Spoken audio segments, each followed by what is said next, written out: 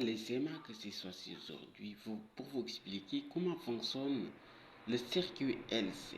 Voilà, ici nous avons deux circuits, mais ici les deux circuits sont similaires parce que ici on a un condensateur invariable et un condensateur variable, c'est-à-dire qui change valeur. Voilà, ici par exemple, si nous avons ici 2 picofarades, 2 picofarades, ici nous avons par exemple 10 microhenry ou 10 henry maximum. Dans ce cas, notre circuit, nous avons ici un circuit LC. Pourquoi nous avons ici un circuit LC? Parce qu'ici nous avons deux composants qu'on peut distinguer à l'œil nu. Voilà, sont deux composants. Lorsqu'ils sont connectés en parallèle, on va dire qu'ils font des alternations. C'est ça qu'on appelle circuit LC. Dans ce cas, il y a des sassements, voilà, condensateur LC, condensateur self ou bobine enroulée, sans qu'on dire shelf, inducteur. Inducteur va s'arcer complètement et après il va désarcer. Donc, tandis qu'il désarche, aussi le condensateur s'arche. Voilà, dans ce cas, ici on a la même chose, mais ici on peut varier la fréquence. Parce que si nous avons par exemple 2 picofarades, 2 picofarades à maximum 10 picofarades. 10 picofarades. Pour varier jusqu'au 22 à 10 picofarades. Ici, nous pouvons varier la fréquence d'oscillant.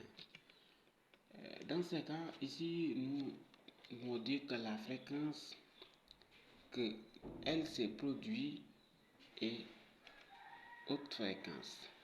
C'est-à-dire, on peut moduler, on peut mixer avec notre signal que nous avons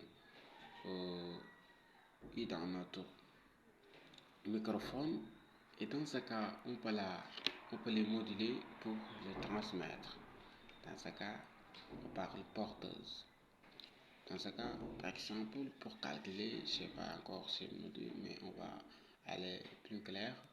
Je ferai une série de vidéos pour vous expliquer le transistor, ses fonctionnements aussi en pratique. Vraiment, ça fait une vidéo pour vous expliquer tout simplement. Mais ici, on a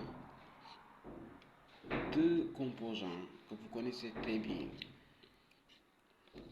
Un condensateur est une bobine qui se connecte en parallèle, fait des changements, c'est-à-dire des alternations, bobine conducteur, conducteur bobine, bobine conducteur, et ça qu'on a fréquence alternative.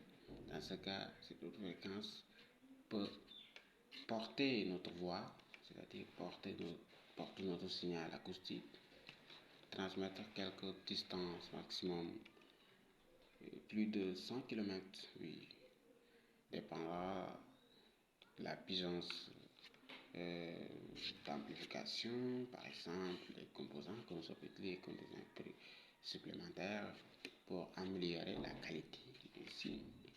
Ici, nous avons déjà une fréquence. Mais aussi, pour recevoir un signal, il nous faut ce circuit. Pour émettre un signal, il nous faut ce circuit. Sans fil, je veux dire. Pour se faire ça sans fil. Voilà.